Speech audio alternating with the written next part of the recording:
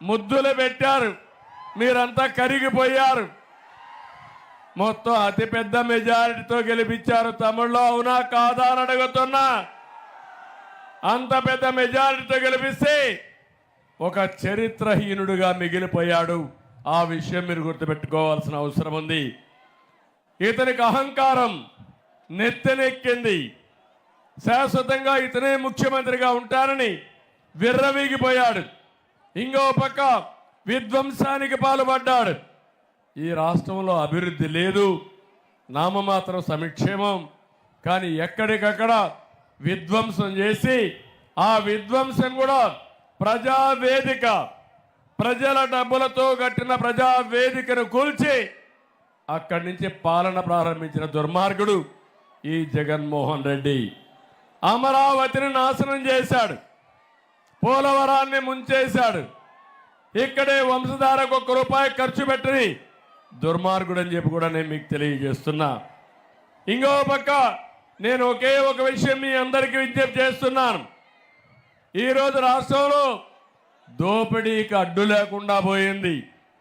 ఇసుక దోపిడీ, మద్యంలో దోపిడీ, భూ కుంభకోణాలు, ఖనిజ సంపద దోపిడీ, పెద్ద ఎత్తున దోపిడీ చేశారు. ఈ రాష్ట్రంలో ఈ పేదవాళ్ళు బాగుపడ్డారా తమ్ముళ్ళు అని మిమ్మల్ని అడుగుతున్నా. ఏం తమ్ముళ్ళు మీ ఆదాయం పెరిగిందా అని అడుగుతున్నా. ఖర్చులు పెరిగాయా లేదా అని మిమ్మల్ని అడుగుతున్నా. ఎక్కడికక్కడ జీవన ప్రమాణాలు పూర్తిగా దెబ్బతినే పరిస్థితికి వచ్చారు. నేను ఒక విషయం మిమ్మల్ని అందరినీ కోరుతున్నాను. ఈరోజు మీకు పట్టాదారు పాస్ పుస్తకాలు వచ్చాయి. నేను అడిగేది మిమ్మల్ని, తమ్ముళ్ళు,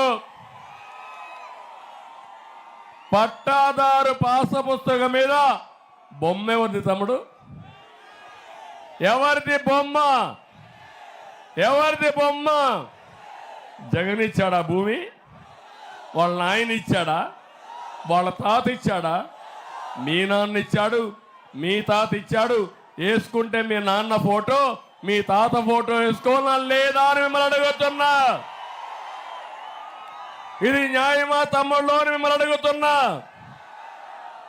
అంతటితో ఆగలేదు ఉన్మాది. మీ పొలంలో సర్వే రాళ్ళు, ఏం తమ్ముళ్ళు సర్వే రాళ్ళు వేసి ఆ సర్వే రాళ్ల పైన కూడా బొమ్మ ఎవరిది తమ్ముళ్ళు? ఎవరిది బొమ్మ? ఆ పొలం సైకో,